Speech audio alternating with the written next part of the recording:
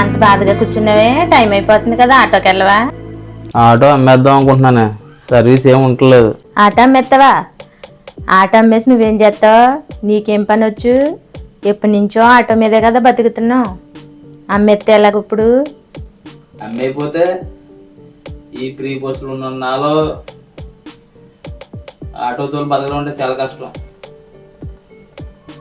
Auto అమ్మేసి ఏ painting పనిలో పోయినా 400-500 ఇస్తారు, ఇల్లు గడుపుతుంది.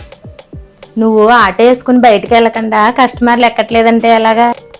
ఆటో వేసుకుని సెంటర్కి వెళ్తున్నాం అనుకో, అక్కడ కస్టమర్స్ ఎవరు ఆటో ఎక్కక కూర్చుని బోర్ కొట్టేసి అక్కడ 4 ఆటో డ్రైవర్లు కూర్చుని మేము అప్పు చేసుకుని మరీ మందు తాగుతున్నాం. అదేదో ఇంటికాడ కూర్చున్నాను అనుకో, ఆ ఖర్చు అయినా తేలొస్తుంది కదా. అలాగని చెప్పేసి ఇంటి దగ్గర కూర్చుంటే ఎలాగా? బయటికి వెళ్ళి నీ ప్రయత్నం నువ్వు చెయ్యాలి కదా.